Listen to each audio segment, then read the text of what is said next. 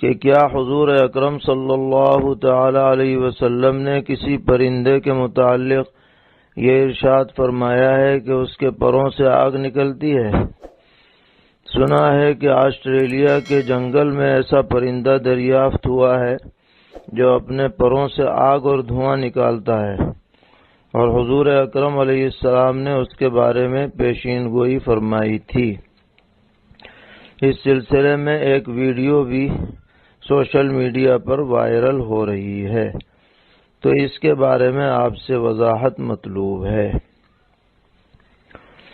جواباً عرض ہے کہ احادیث شریفہ میں ایسے کسی بھی پرندے کا دور دور تک کہیں ذکر نہیں ہے۔ پیغمبر علیہ السلام کی طرف اس بات کو منسوب کرنا سراسر غلط اور جھوٹ ہے، اور واقعاتی دنیا میں بھی آج تک ایسا کوئی پرندہ دستیاب نہیں ہوا ہے جس کے منہ سے یا پروں سے آگ نکلتی ہو یا دھواں نکلتا ہو۔ اور یہ جو ویڈیو اس سلسلے میں وائرل ہو رہی ہے، اس کی تحقیقات کی گئی ہیں، بعض لوگوں نے اس کا جائزہ لیا تو پتہ چلا کہ یہ سراسر جھوٹ ہے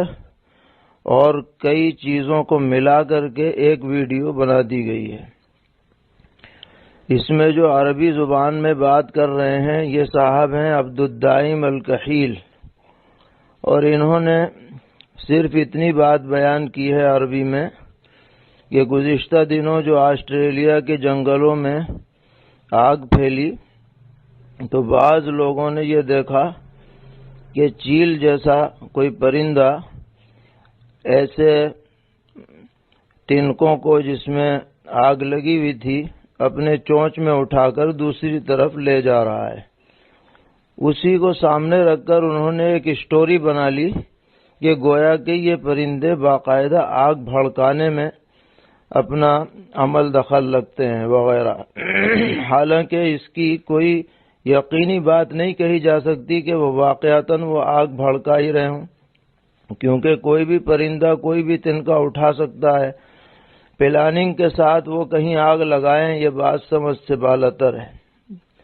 دوسرے یہ کہ اس ویڈیو کے اندر جو ایک پرندہ نظر آ رہا ہے کہ جس سے آگ سی نکلتی ہے، دھواں سا نکلتا ہے، تحقیق کی گئی کہ حقیقتاً یہ دھواں نہیں نکل رہا، نہ آگ نکل رہی، بلکہ جوڑ کر کے اور 3D وغیرہ کے ذریعے سے ایک جعلی فلم بنائی گئی ہے، جعلی ویڈیو بنائی گئی ہے، اور پرندہ بھی اس میں وہ دکھایا گیا ہے جو چیل نما نہیں ہے جو تنکے اٹھاتا ہو، بلکہ یہ کوئی دریائی پرندہ معلوم ہو رہا ہے جیسے مرغابی وغیرہ، اس میں انہوں نے آگ لگتی ہوئی دکھائی ہے۔ اس لیے اس طرح کی ویڈیو پر یقین کرنا یا اس کو پھیلانا یا یہ کہنا کہ یہ 1400 سال پہلے پیغمبر علیہ السلام نے اس کے بارے میں جو معلومات دے دی تھیں، یہ سب غلط ہے۔ ایسی باتیں ہرگز نشر نہیں کی جانی چاہیے۔ اور رہ گیا چیل کے بارے میں یہ کہ اس کو بھی حضور نے فاسقہ شمار کیا ہے، تو وہ اس معنی کر ہے کہ احرام کی حالت میں جب لوگ پیدل اور جانوروں پر سفر کرتے تھے تو یہ چیل اور کوے وغیرہ جانوروں میں جو سفر کی وجہ سے زخم وغیرہ ہو جاتے تھے تو انہیں قریدہ کرتے تھے،